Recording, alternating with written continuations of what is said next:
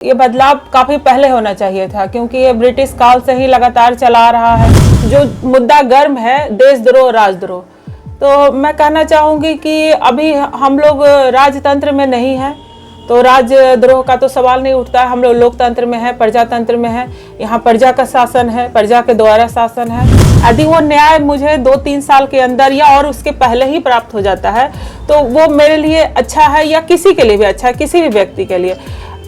As a वकील हम बोल सकते हैं कि हमारे न्यायालय में लोड बहुत ज़्यादा है, केसेस बहुत ज़्यादा आ रहे हैं। उस हिसाब से न्याय मिलने में जो देरी हो रही है, उस देरी को रोकना, उसको कवर अप करना किसी भी सरकार के लिए बहुत आवश्यक है।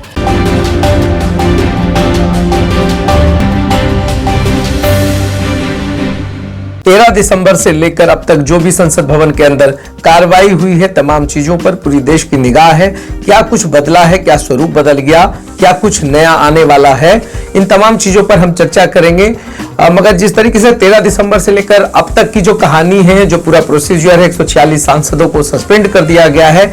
आरोप अब तक यह लगता रहा कि उन्होंने अनुशासनहीनता दिखाया, जिस कारण से बाध्य होकर कार्रवाई करनी पड़ी। हालांकि 1989 में जब प्रधानमंत्री राजीव गांधी की चर्चा होती है कि जब वो प्रधानमंत्री थे तब भी 63 सांसदों को सस्पेंड किया गया था। तो ये कुल मिलाकर जो पक्ष और विपक्ष है, दोनों सस्पेंशन का जो खेल है वो खेल रही है। जो दूसरा सबसे शर्मनाक घटना घटता है संसद भवन के अंदर, उपराष्ट्रपति राज्यसभा के सभापति होते हैं, जगदीप धनखड़ की बात कर रहा हूं मैं, उनकी पूरी मिमिक्री उतारी जाती है। उस वक्त पूरा देश जो है इस बात पे जरूर चर्चा करती है कि जो संसद भवन में हो रहा है वो काफी शर्मनाक है। लोकसभा के अंदर संसद भवन, सबसे मजबूत लोकतंत्र पूरे दुनिया में भारत, और शर्मनाक स्थिति बनती है, पूरा तमाशा बनकर रह जाता है। फिर कई क्लिप्स आते हैं जिसमें नरेंद्र मोदी जो है प्रधानमंत्री, वो कभी राहुल गांधी, तो तमाम लोगों का मिमिक्री करते हुए पाए जाते हैं। क्या कुछ हो रहा है या पूरा देश देख रहा है? नमस्कार, मैं रजनीकांत, आप सभी का बहुत बहुत स्वागत है। 3 कानून, नए प्राविधान, तमाम चीजें संसद भवन में बदल गई हैं। 3 कानून जो है लोकसभा से पारित हो गए। अब जो अनुमोदन है, राज्यसभा में भी चर्चा हुई, अब राष्ट्रपति के आखिरी मुहर का इंतजार है। तमाम चीजें हैं, क्या कुछ बदला है कानून में, आज हमारे साथ इन्हीं तमाम मुद्दों पर बात करेंगे। चूंकि सरकार, केंद्र सरकार ने तमाम नए नियम को लागू किया है, तो ऐसे में बीजेपी का जो पक्ष होगा, जो स्टैंड होगा, बतौर महामंत्री, जिला महामंत्री तेजस्विता राधा, हम लोगों को तमाम चीजें शेयर करेंगी। साथ साथ अधिवक्ता होने के कारण जो कानूनी दांवपेच है उस पर भी हम लोग चर्चा करेंगे। तो सबसे पहले हम स्वागत करते हैं अधिवक्ता तेजस्विता राधा का, जो जिला मंत्री भी हैं बीजेपी की। क्या कुछ बदल गया? सबसे पहले तो रजनीकांत जी, आपको मेरा नमस्कार और आपके चैनल के लिए बहुत बहुत शुभकामनाएं। आपका चैनल इसी तरह से तरक्की करते रहे और मुझे यहाँ बुलाने के लिए आपका बहुत बहुत धन्यवाद। जहाँ तक बदलाव की बात है, तो ये बदलाव काफ़ी पहले होना चाहिए था, क्योंकि ये ब्रिटिश काल से ही लगातार चला आ रहा है। हम लोग आज़ादी तो ले लिए, लेकिन वैचारिक आज़ादी आज तक प्राप्त नहीं हुआ।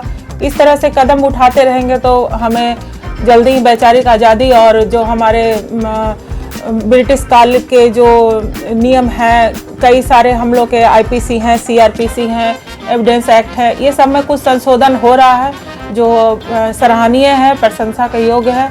और हम उम्मीद करते हैं कि भाजपा के शासन में इस तरह के अच्छे बदलाव जो समाज के हित में है वो कंटिन्यू होते रहेंगे और होते रहना भी चाहिए। रही आपके सवाल की जो अभी हो रहे हैं, तो एक अभी जो मुद्दा गर्म है देशद्रोह राजद्रोह, तो मैं कहना चाहूँगी कि अभी हम लोग राजतंत्र में नहीं है, तो राजद्रोह का तो सवाल नहीं उठता है। हम लोग लोकतंत्र में है, प्रजातंत्र में है। यहाँ प्रजा का शासन है, प्रजा के द्वारा शासन है। इसलिए हम लोग जब यहाँ कुछ इस तरह का होगा, जैसे सशस्त्र विद्रोह सेना के जो हम लोग की सेना है, उसके अलावे कुछ लोग अपना संगठन बना लेते हैं, सेना टाइप से उसको प्रयास करते हैं देश को क्षति पहुँचाने का, और भी जो देश के लिए हानिकारक है, देश के हित में नहीं है, तो उनके लिए अब राजद्रोह नहीं, देशद्रोह का प्रावधान है, जो कि एक प्रशंसा योग्य कदम है, क्योंकि हम लोग राजतंत्र में नहीं, अब प्रजातंत्र में है। ब्रिटिश काल से धीरे धीरे हम लोग को छुटकारा मिल रहा है। कुल मिलाकर अगर कहा जाए तो बीजेपी का जो भी स्टैंड है उसके हिसाब से अब तक देश में कांग्रेस के शासनकाल में कुछ बेहतर नहीं हुआ, कानून सही तरीके से नहीं, उसके अमली जामा की बात करें तो वो सब सही नहीं था। बीजेपी जब से आई है नए सरकार बनाती है, नए कानून बनते हैं, तमाम चीज़ें होती हैं। क्या कुछ ऐसा माना जाए? कि मैं भाजपा के कार्यकर्ता हूँ, साथ में मैं एडवोकेट भी हूँ, तो मेरे विचार से ये बात हम मान सकते हैं कि जब से हम लोग के शासन आया है, हम लोग लगातार कोशिश कर रहे हैं कि ब्रिटिश कालीन जो भी बेड़ियां बची हुई है उसे हम लोग समाप्त करें। अब तारीख पे तारीख नहीं मिलेगी? नहीं, मतलब सनी देओल की भूमिका में हमेशा नहीं ऐसी बात नहीं है। कोशिश की जा रही है कि जो हम लोग के न्यायालय हैं उन पर लोड भी बहुत ज़्यादा है, और कहा भी जाता है कि न्याय यदि हमें प्राप्त होता है, यदि समय पर प्राप्त हो जाता है तो वो मेरे लिए बेटर है। लेकिन यदि हम उस न्याय को प्राप्त करते करते यदि मेरा उम्र ख़त्म हो गया या हम ही ख़त्म हो गए तो उस न्याय का मेरे लिए क्या मतलब बच गया। यदि वो न्याय मुझे 2-3 साल के अंदर या और उसके पहले ही प्राप्त हो जाता है तो वो मेरे लिए अच्छा है, या किसी के लिए भी अच्छा है, किसी भी व्यक्ति के लिए। एज ए वकील हम बोल सकते हैं कि हमारे न्यायालय में लोड बहुत ज़्यादा है, केसेस बहुत ज़्यादा आ रहे हैं। उस हिसाब से न्याय मिलने में जो देरी हो रही है उस देरी को रोकना, उसको कवर अप करना किसी भी सरकार के लिए बहुत आवश्यक है, क्योंकि देर से मिला हुआ न्याय नहीं होता। तो ये इसका दुरुपयोग नहीं होगा जो आप राजद्रोह से देशद्रोह की बात कर रही हैं? नहीं। अब चूंकि अब पावर आपके पास होगा, सत्ता आपके पास होगा, लोग आपके होंगे, कानून व्यवस्था आप देख रहे हैं, ऐसे में अगर कोई आदमी को फंसाने की प्रक्रिया चलेगी तो अगर आप विपक्ष से या अगर आप किसी को भी निर्दोष व्यक्ति को उस कानून के दायरे में ले आते हैं, फिर उसके लिए क्या कोई ये प्रावधान है? कैसे वो बचेगा? क्या वहां पर सत्ता, प्रशासन, शासन दुरुपयोग नहीं करेगी? देखिए, आप लोग कहते हैं न्याय की मूर्ति जो है उसका आंख पे पट्टी बंधा हुआ है, लेकिन सच्चाई ये है कि वो हमेशा तोल के मोल के सबूतों के साथ और परिस्थिति के अनुसार से न्याय मिलता है। यदि किसी निर्दोष को फंसा दिया जाता है जैसा आप कह रहे हैं, तो हमारे कानून व्यवस्था में ऐसे प्रोविज़न हैं, काफ़ी सारे ऐसे गवाह मिल जाते हैं, परिस्थिति बताती है कि वो निर्दोष है या दोषी है। उसका ये आरोप है कि बीजेपी अब तानाशाह होने लगी है, देश में सब तानाशाही चलाना चाहती है, उनका अपना हुकूमत चलाना चाहती है, विपक्ष नहीं चाहता है। कांग्रेस के लिए तो मैं एक ही बात बोलना चाहूँगी कि वो अपना इतिहास उठा के देख ले, तानाशाही क्या होता है और कैसे होता है। शायद उन्होंने अभी तक अपना इंदिरा गांधी के समय जो इमरजेंसी लागू हुआ था उसके बारे में उन्होंने शायद अभी तक बढ़िया से नहीं जाना है। ये आरोप लगाने से पहले उन्हें अपना इतिहास देख लेना। मतलब ये भारतीय न्याय संहिता, भारतीय न्याय सुरक्षा संहिता या एविडेंस एक्ट जो तमाम चीज़ है, हिट एंड रन में अब 10 साल की सजा होनी है, रेप के मामलों में अब बहुत ही कठोर कदम उठाए जा रहे हैं। अगर कोई एक्सीडेंट हो जाता है तो पहले जो नॉन अवेलेबल सेक्शन हो जाता था, लोगों को जमानत मिल जाती थी, अब वो नहीं मिलेगी। मतलब ये है कि आप अगर सुरक्षित उसको अस्पताल पहुंचा देते हैं दुर्घटना के मामलों में तो आपकी सजा कम हो सकती है, मगर ये तमाम चीज़ें जो है कठोर होती जाएंगी। कठोरता देखिए, किसी भी देश में, राष्ट्र में न्याय व्यवस्था कब होती है? जब डर होता है, सजा का डर होता है। लेकिन अभी क्या है, लोग कहते हैं कि अरे हम तो बच जाएंगे, हमको कोई दिक्कत नहीं है। लेकिन जब न्याय व्यवस्था कठोर होगी, लोग में भय होगा कि यदि हम ऐसा करेंगे तो हम इतने दिन के लिए चले जाएंगे, या ऐसा करेंगे तो मेरे साथ इस तरह से न्याय व्यवस्था में हो सकता है, तो उससे शांति आती है, व्यवस्था बढ़िया होता है, सुचारू रूप से चलता है। और जो आप कह रहे हैं कि मृत्यु दंड वगैरह, मेरे नज़रिए से तो आवश्यक था, कुछ सजा कड़ा होना चाहिए। निर्भया एक्ट भी बना। हाँ, क्या कुछ हुआ? निर्भया एक्ट के बाद भी जघन्य अपराध रुकने का नाम नहीं ले रहे हैं। रेप केसेस आप देख लें, उसके आंकड़ों को देख लें, कौन सा कानून जो है तमाम चीज़ों को रोक पाया है? इसके लिए जो बहुत बड़ा मुहिम चलाना चाहिए। निर्भया एक्ट के बाद देखिए पॉक्सो आया था, निर्भया एक्ट के बाद पॉक्सो आया। पॉक्सो के तहत काफ़ी सारे हाई प्रोफाइल केस भी हुए। मेरे ख्याल से बिहार नवादा में भी एक केस हुआ था, नाम मैं लेना नहीं चाहूँगी, हाई प्रोफाइल।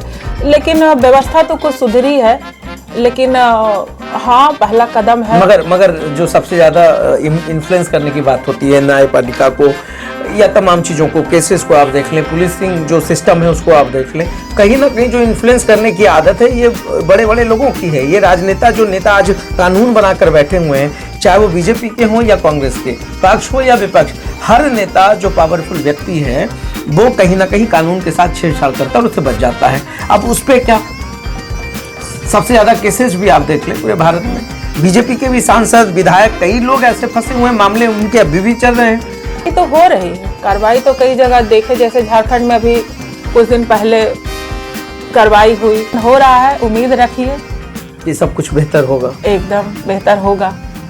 बहुत आने वाले कुछ सालों में और बढ़िया होगा। मतलब ये सिर्फ बीजेपी ही कर सकती है एकदम, और दूसरी पार्टी में इच्छा शक्ति नहीं है आपके अनुसार? अभी तक तो नहीं दिखा, अभी तो सिर्फ यही दिख रहा है। इसके पहले जो पार्टी शासन करके जा चुकी उसमें तो बदलाव नहीं दिखा। और जो आपकी पार्टी के लोग, बड़े बड़े लोग फंसे हुए हैं केसेस में, उनके ऊपर अभी तक कार्रवाई नहीं हुई है, लंबित मामले, तारीख पे तारीख तो वहां भी चल रहा है ना, तारीख पे तारीख चल रहा है, लेकिन अब समाप्त करेंगे हमेशा। हाँ, 3 साल में उनके ऊपर सजा, कार्रवाई, बिल्कुल जो भी है फंसे हुए हैं, या जो भी जिस पर भी जो भी केस चल रहा है वो तो जरूर होगा।